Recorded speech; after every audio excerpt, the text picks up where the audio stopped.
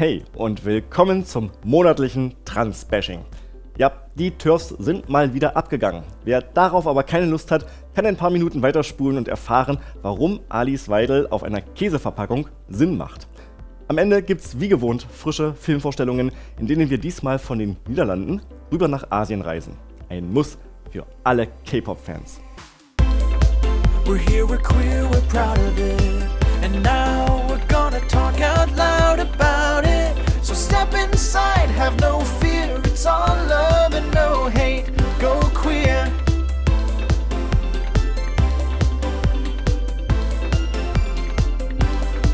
Für Menschengruppen, die häufig von Diskriminierung, Gewalt oder Schikanen betroffen sind Schutzräume unabdingbar. Aber was, wenn sich verschiedene dieser Gruppen gegeneinander schützen wollen und Fragen der Zugehörigkeit auftreten? Mit dieser Problematik müssen sich die Betreiber der Badeseen auf Hampstead Heath in London nun auseinandersetzen. Hier gibt es 3 Ponds. Den Kenwood Ladies Pond, der nur Frauen vorbehalten ist, das Pendant für Männer und einen Mixed Pond, offen für alle. Nun hat der britische Supreme Court im April 2025 geurteilt, dass bei der Benutzung von Einrichtungen, die nur für bestimmte Geschlechter zugelassen sind, das biologische Geschlecht heranzuziehen ist. Prompt fand sich in Hampstead Heath mit Sex Matters eine Frauenrechtsorganisation, die dagegen vorgeht, dass Transfrauen den Ladies Pond nutzen dürfen. Dies ist nämlich seit 2019 offiziell erlaubt, sofern ein staatliches Geschlechtsangleichungszertifikat existiert. Doch es gibt auch eine Gegenbewegung. Die Neon Women machen deutlich, dass Sex Matters nicht für die Mehrheit der Frauen spricht und den Frieden der Seen durch politische Ausschlachtkampagnen gefährdet. Neon steht dabei für nicht in unserem Namen. Gestützt wird diese Position von einer 2024 durchgeführten Befragung unter den Mitgliedern der Kenwood Ladies Pond Association. Die Mehrheit gab an, für die Zulassung von Transfrauen zu sein. Schwimmen sei dort nach wie vor für alle sicher, sagt Mary Powell aus der Vereinigung. Es gebe Aufsichtspersonal, das bei Vorfällen eingreift. Wie wichtig der Schutzraum auch für Transfrauen ist, macht Tammy Himes aus der Gruppe Transsexual deutlich. Auch sie fürchtet Belästigungen von Männern und andere Arten der Diskriminierung, sollte der Schutzraum wegfallen. Sex Matters sieht sich hingegen im Recht und will den juristischen Weg einschlagen. Transfrauen könnten den Mixed Pond nutzen. Hier wären allerdings Umbau und weitere Maßnahmen notwendig, um anderen Nicht-Diskriminierungsgesetzen zu entsprechen. Die Schaffung von Einzelkabinen und Unisex-Toiletten, ein ganzjähriger Einsatz von Aufsichts- und Rettungspersonal und besserer Sichtschutz vor Passanten. Die Stadt London ist aber bemüht, Lösungen zu finden, die allen Anforderungen und Erwartungen gerecht werden und beratschlagt sich hierbei mit BenutzerInnen und allen Interessenverbänden. Solange wie dieser Prozess andauert, wird an der derzeitigen inklusiven Zugangsbestimmung von 2019 nichts geändert. Es ist ein Konflikt so alt wie du und ich. Ein Konflikt, der über die Geschichte der Menschheit in unzähligen literarischen Werken Eingang gefunden hat. Gefunden haben hätte können, wenn man sich früher schon mit Frauen- und Transrechten beschäftigt hätte. Aber er hat das Potenzial dazu. Und wer weiß, vielleicht wird man in 1000 Jahren auf heute zurückblicken, wie man heute auf die Odyssee von Homer blickt und sagt, da entstand ein neuer literarischer Stoff. Trans gegen Cis-Frau. 2 Teile eines Ganzen, das sich schwer tut, zusammenzufügen. Genug gefaselt. Uns geht es natürlich auf die Ketten, dass einige Cis-Frauen Transfrauen latent unterstellen, eigentlich nur Männer zu sein, die verbotene Blicke auf Frauenkörper werfen wollen. Ich finde an diesem Beispiel aber die Erhebung interessant, dass tatsächlich eine weibliche Mehrheit gegen den Ausschluss von Transfrauen ist. Auch mein Gefühl ist, dass alle genannten Probleme und Befürchtungen zwar in der Theorie existieren, aber nicht in der Praxis. Viele Länder haben Transrechte gestärkt. Einzelne Vorfälle wird es natürlich immer mal geben, aber die ganz große Belästigungswelle blieb doch aus. Und das muss sich einfach in den Köpfen setzen. Graham Linehan ist der Schaffer von Serien wie The IT Crowd oder Father Ted und transphob. In mehreren Tweets hat er andere dazu aufgerufen, sich gegen die Anwesenheit von Transfrauen in Frauenbereichen zu wehren, unter anderem mit konkreten Handlungsaufforderungen, die auch Gewalt beinhalten. Dies hat für den Serienschöpfer nun juristische Konsequenzen. Linehan ist am 1. September wegen Aufwiegelung zu Hass und Gewalt vorläufig festgenommen worden, später aber gegen Kaution wieder freigekommen. Dennoch werde weiter ermittelt. Solange darf er die Plattform X nicht mehr nutzen. Auch in der Vergangenheit hat sich Linehan wiederholt gegen die Akzeptanz von Transmenschen ausgesprochen und den Schutz von Frauen als Grund angeführt. Auch ein weiterer juristischer Vorgang liegt gegen ihn vor. Darin geht es darum, ob er im Herbst letzten Jahres eine 18-jährige Transaktivistin belästigt und ihr Mobiltelefon beschädigt hat. Linehan bestreitet diese Vorwürfe. Yay! Wir haben eine weitere Person der öffentlichen Medienwelt, die mit Hass ihren eigenen untergehenden Stern retten möchte und so versucht, weiter im Gespräch zu bleiben. Und wer hätte es gedacht, das hat gleich die anderen auf den Plan gerufen. Joanne K. Rowling zeigt sich öffentlich empört über den totalitären britischen Staat und Elon Musk kommentiert mit Polizeistaat. Letzterer hatte den Twitter-Account von Linehan nach seiner Übernahme der Plattform wieder entsperrt. Zuvor wurde Linehans Account 2020 aufgrund von transfeindlichen Aussagen und Belästigungen nämlich gebannt. Ganz großes Kino und ein deutliches Zeichen, wohin die Social-Media-Plattform abdriftet. Aber genug Brimborium um diese Artlöcher. Womit kann man queere Menschen denn noch schön das Leben schwer machen? Eine Gefahr im queeren Dating, insbesondere über Online-Plattformen, sind Dating-Fallen. Menschen, die sich als queer ausgeben, um sich mit echten queeren Menschen zu treffen und diese daraufhin zu schädigen. In einigen Ländern mit Strafgesetzgebung gegen Homosexuelle wird die Taktik sogar von der Polizei eingesetzt. Aber auch in Deutschland besteht Gefahr, insbesondere im Zusammenhang mit K.O.-Tropfen. Das Berliner Landgericht setzt sich immer wieder mit solchen Fällen auseinander. So muss sich ein 27-Jähriger dafür verantworten, mehrere Männer über die Plattform Romeo zu einem Date bewegt und diese dann mit K.O.-Tropfen außer Gefecht gesetzt zu haben.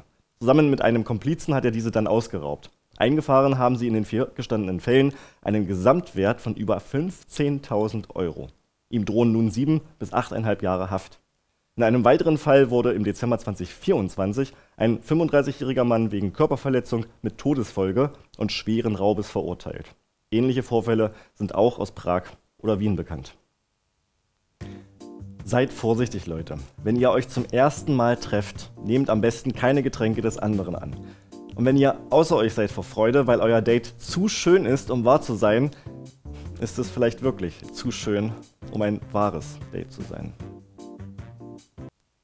Der Käsehersteller DKM Group, bekannt über die Käsemarke Milram, hat im August Käse mit einer limitierten Käseverpackung in den Handel gebracht.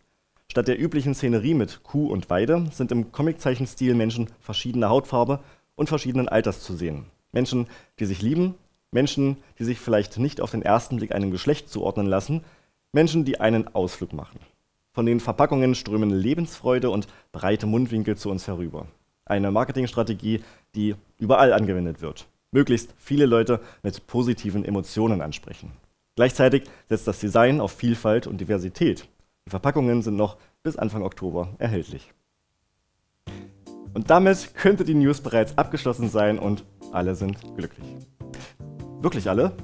Nein, irgendwo in den Tiefen des Internet gibt es eine verschlafene Plattform namens X, in der ein großer Kessel blubbernden Hasses gebraut wird, bereit über den Hersteller und die Gesellschaft ausgeschüttet zu werden. Tatsächlich spricht Milram von einem Shitstorm rechter Content von Elon Musks Plattform, verstärkt von Fake-Accounts und Bots. Ein Schlüsselbegriff: Wokeness. Dass Vogue in den letzten Jahren von der rechten Szene geclaimed und negativ konnotiert wurde, wissen wir ja schon. Und sie versuchen es immer wieder. Aber was soll ich sagen? Außerhalb von X blieb es ruhig. Die Verkaufszahlen brachen nicht ein. Im Endeffekt also viel Lärm um nichts im verzweifelten Versuch, rechte Meinungen wieder in die Debatte der Gesellschaft zu rücken. Demgegenüber ein Hersteller, der nicht einknickt, sondern den Empfehlungen des Centers für Monitoring, Analyse und Strategie, CEMAS, folgt. CEMAS-Geschäftsführer Josef Hollenburger betont, dass ein Unternehmen einen solchen Shitstorm aushalten kann und auch muss. Sie sollten weiterhin das tun, was den Tatsachen entspreche, nämlich abbilden, dass die Gesellschaft vielfältig sei. Aber auch die Parteien spielen eine Rolle. Wenn Konservative und Liberale die Empörung aufgreifen, verfestigen sie die vielfaltsfeindlichen Tendenzen. Wichtig ist es hier, unaufgeregt klarzustellen, zu dem Käse keine Meinung zu haben. Für mich erschreckend ist, zu welchem Sumpf die Plattform X mittlerweile verkommen ist. Dass dieser Shitstorm dort hochgepusht wurde und nur dort, lässt tief blicken. Aber bald sind ja wieder nur Kuh und Weide auf der Verpackung zu sehen. Also zweimal das gleiche Motiv.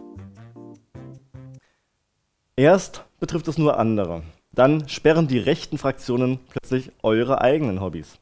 In Russland hat es jetzt wiederholt die Plattform Mangalib getroffen.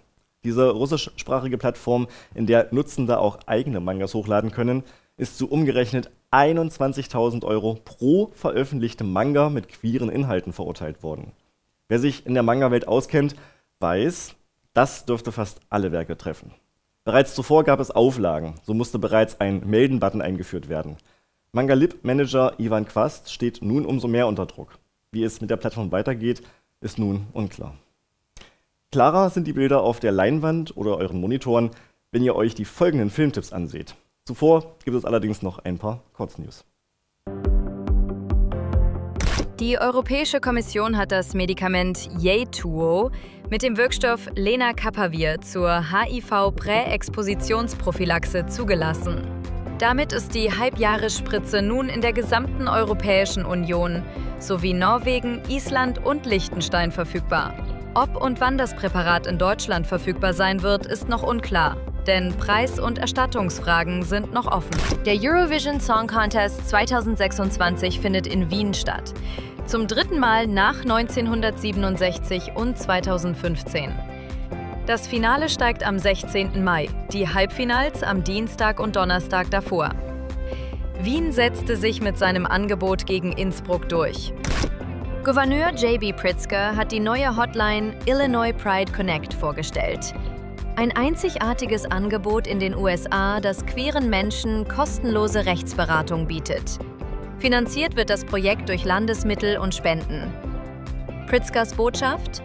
Wir bekämpfen Ignoranz mit Information und Grausamkeit mit Mitgefühl.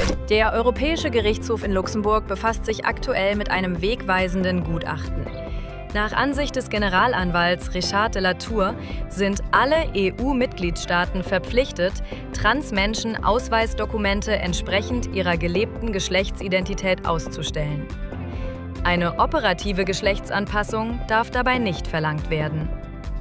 Das Gutachten ist noch kein Urteil, doch meist folgen die Richterinnen der Einschätzung des Generalanwalts.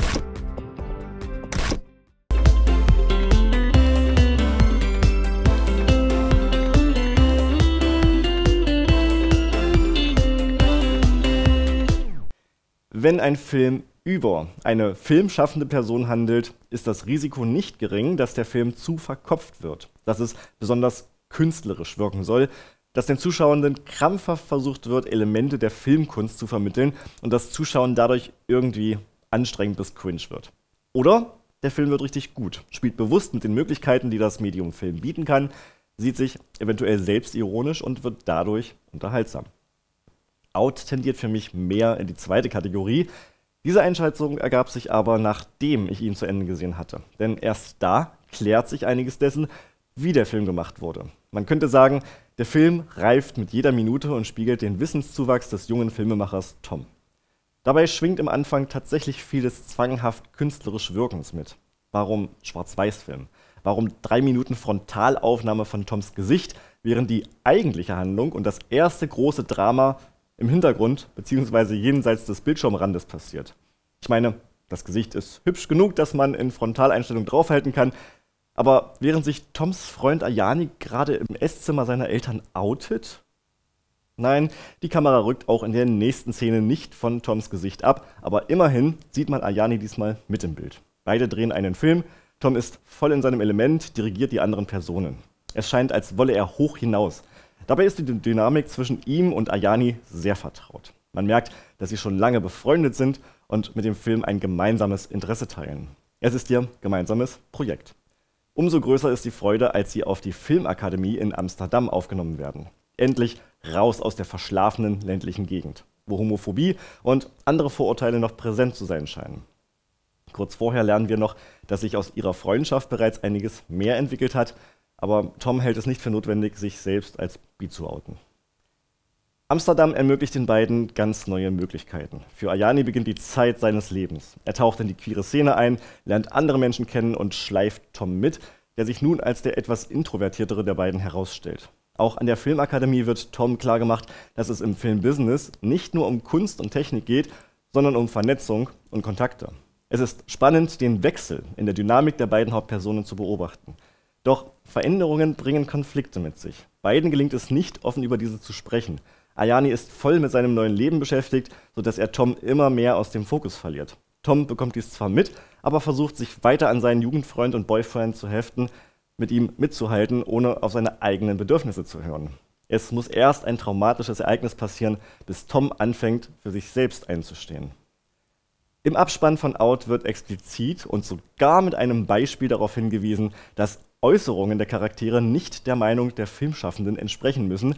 Und ich kann mir denken, warum dieses Statement dem Filmteam so wichtig war. Hier werden Aussagen gedroppt, bei denen man schlucken muss. Und damit meine ich nicht einmal die Szenen, die dem Film die FSK 16 Einstufung einbrachten und den im schwulen Kontext wahrscheinlich meistgesprochenen Satz liefert: Versuch dich zu entspannen, ja? Es geht tatsächlich auch um Gesellschaftskritik und Vorurteile. Zum Beispiel: Warum können einige Gays nicht akzeptieren, dass bisexuelle Menschen tatsächlich existieren? Warum begreifen sie nicht, dass bi nicht bedeutet, dass man unbedingt mit beiden oder mehr Geschlechtern regelmäßig Sex haben muss und auch eine monogame Beziehung Sinn machen kann? Oder verschiedene Wertigkeiten von No-Gos. Warum sind alle empört, als ein Kumpel von Tom den Character of Color, Fur, als Sklaven bezeichnet? Aber dass besagter Kumpel vorneweg ohne Konsens einen Lapdance ins Gesicht gedrückt bekam, ist für alle fein? Und warum gibt es immer noch diese Body-Ideale in der Gay-Szene bis hin zu einer Rangfolge, welcher Körpertyp an der Spitze steht und welche dann nachstehend kommen? Out hat also Tiefe und lässt auch im Filmhandwerk keine Wünsche offen. Ein schönes Gimmick ist die Symbolwirkung der Anfangsszene zusammen mit der Endszene, in der Tom seinen Platz vor der Kamera letztendlich räumt. Auch versteckte Selbstreferenzen, wenn Tom bestimmte Elemente des Films anhand seiner eigenen Arbeiten erklärt, bieten interessante Einblicke. Apropos Selbstreferenz. Man kann hier von einer Autobiografie des Regisseurs Dennis Alink sprechen, der übrigens auch Schallplatten mag. Ich fand es cool, wie das Knistern in einigen Hintergrundmusiken zu hören war. Insgesamt ist Out also eine Empfehlung wert. Ihr findet den 2024 erschienenen Streifen auf DVD und Video on Demand.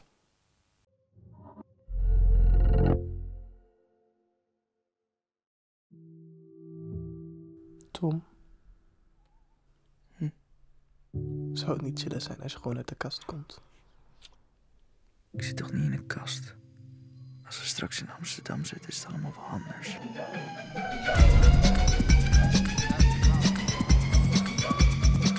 Kijk naar mij.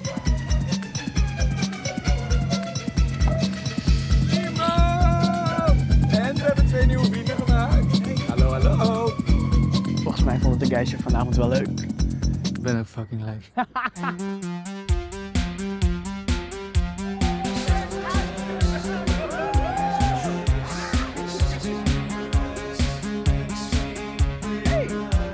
Waarom zeg je nou niks? Door van meer dat ik erover denk van misschien moet je de boel een beetje opengooien. Arjani is op een andere plek en dat is oké.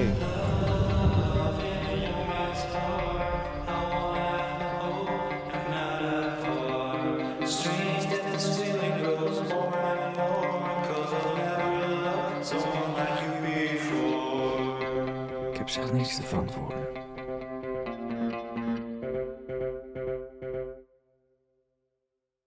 Wir bleiben in den Niederlanden und wechseln nun in ein Porträt. Um wen es in Call Me Agnes geht, verrät der Filmtitel bereits. Und es passiert genau das, was man in einem Porträt erwarten würde. Agnes ist aus Indonesien in die Niederlande gezogen. Am Anfang können wir familiäre Schwierigkeiten nur vermuten, doch je weiter der Film fortschreitet, lernen wir Stück für Stück die gesamte Familiengeschichte von Agnes kennen. Nicht zuletzt, weil auch sie sich wieder mit ihrer Vergangenheit beschäftigen muss. Denn aus heiterem Himmel klopft plötzlich ihr jüngerer Bruder an, auf der Suche nach dem viel zu lange nicht gesehenen und vermissten älteren Bruder, der natürlich Agnes ist. Aber das erkennt Indra nicht und Agnes muss sich die ganzen 1,5 Stunden Filmlänge damit auseinandersetzen, ob sie sich zu erkennen gibt oder nicht. Viel Handlung passiert in dem biografischen Streifen von Daniel Donato über die tatsächlich existierende Agnes nicht. Und doch ist genug Handlung dabei, dass der Film nicht langweilig wird. Im Fokus stehen aber die Situationen, die Gefühlsregungen der Hauptperson, die Konflikte, Gedanken und die Zerrissenheit zwischen der Freude, den geliebten jüngeren Bruder wiederzusehen, sich gleichzeitig aber nicht zu erkennen geben zu können. Es ist ein ruhiger Film mit Blick fürs Detail, der Einfühlungsvermögen erfordert und Geduld. Ein Film, der dennoch mit einem tiefen Herzensmoment am Ende aufwartet, wenn deutlich wird, dass ein Outing gar nicht notwendig ist. Aber seht selbst, Call Me Agnes läuft auf Video on Demand.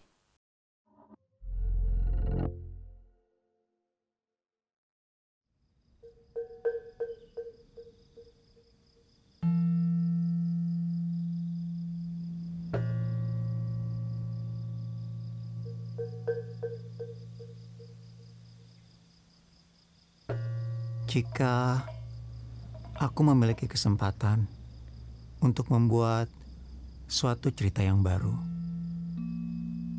aku berharap adik kecilku ada di sini sekarang.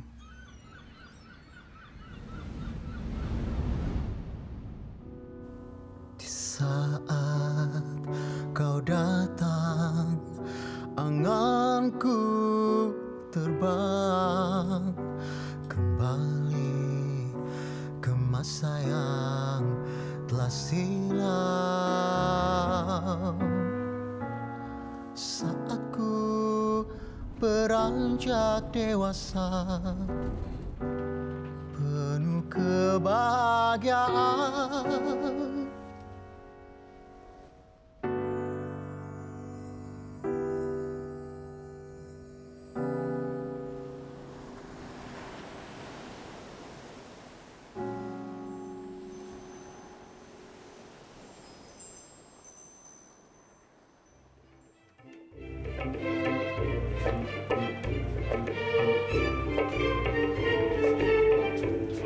Udah ah, kita kan harus kerja lagi.